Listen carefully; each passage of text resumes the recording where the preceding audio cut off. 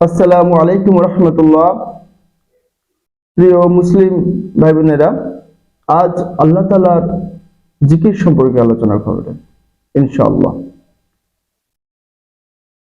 একজন বান্দার জন্য আল্লাহর জিকির অত্যন্ত গুরুত্ব।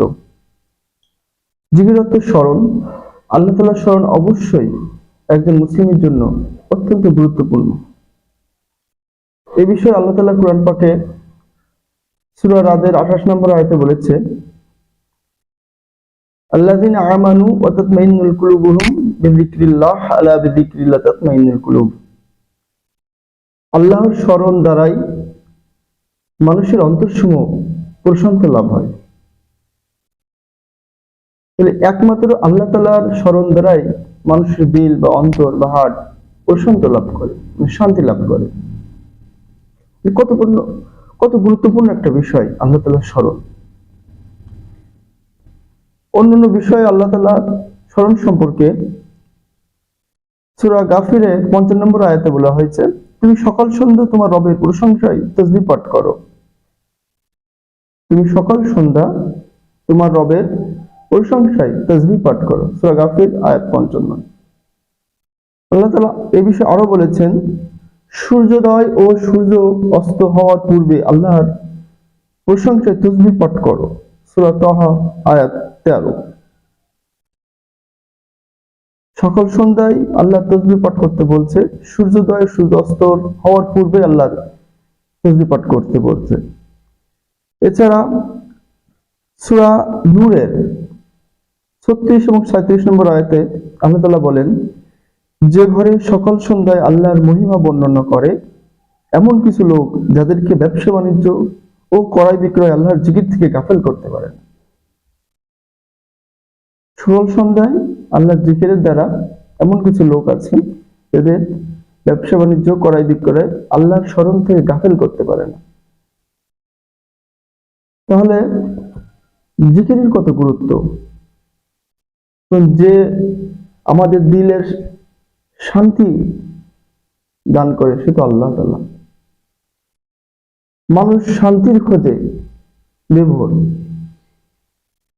সকাল থেকে সন্ধ্যা, রাত থেকে দুপুর ২৪টা ঘন্টায় মানুষের শান্তির পিছনে ছুটে। দিলের শান্তির জন্যই পরিশ্রম, দিলের শান্তির জন্যই সম্পর্ক, দিলের শান্তির জন্যই মানুষের সবই আয়োজন, শান্তির খোঁজে। কিন্তু এই শান্তিটা আল্লাহ তাআলা কোথায় রাখছে? কোরআনে বলা হচ্ছে যে আল্লাহর স্মরণের মাধ্যমে শান্তি হয় দিলে। আর আমরা শান্তিটা কোথায় খুঁজছি? এই হার্ট বা কল বা হৃদয় বা মন যাই বলেন, এটা একমাত্র আল্লাহ তাআলার স্মরণ দ্বারাই, আল্লাহ তাআলার জিকির দ্বারাই শান্তি অনুভব হয়। আর আমরা শান্তি খুঁজছি কোথায়, প্রিয় ভাই বোন? তাহলে শান্তির একমাত্র উৎস হচ্ছে আল্লাহ তাআলার স্মরণ। রাসূল সাল্লাল্লাহু আলাইহি ওয়াসাল্লাম বলছেন যে দিলে জিকির আছে, যার ভিতরে আল্লাহর স্মরণ আছে আর যার ভিতরে নেই, সে মৃত্যু গাছ এবং জীবিত গাছের মতো। যে যার দিল আল্লাহ তাআলার জিকির যারা সতেজ আছে, সেটা একটা জীবিত গাছের মতো। আর যার দিলে আল্লাহ তাআলার স্মরণ নাই, জিকির নাই, সেটা মৃত্যু গাছের নাই। যে ঘরে আল্লাহ তাআলার জিকির হয় না, সেটা বিরাম ঘর।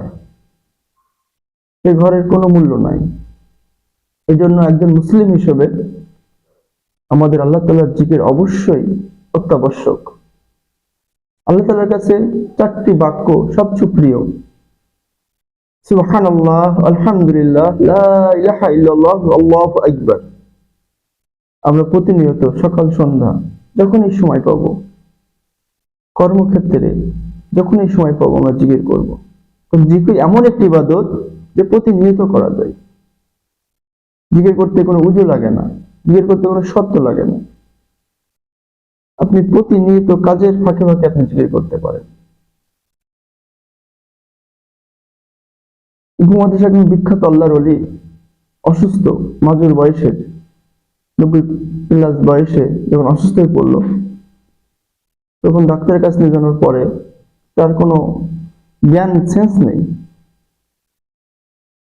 ডাক্তার বিধান চন্দ্রের কাছে নিয়ে যাওয়ার পরে উনি স্থেস্কোপ দিয়ে তার বিট দেখছে, তার কোনো সেন্স নেই সে আল্লাহর ওলির। তখন সে আওয়াজ শুনছে, আল্লাহ আল্লাহ আল্লাহ আওয়াজ শুনছে, তার যেখানে দেখছে সেখানে আল্লাহ আল্লাহ শব্দ হচ্ছে, প্রতিনিয়ত জিকির চলছে। সে তো অবাক হয়ে গেল যে একটা মানুষের সেন্স নেই, কিন্তু তার ভিতরে কিভাবে এই শব্দটা আসছে, তাহলে কি ধরনের জিকিরে তারা লিপ্ত থাকতো।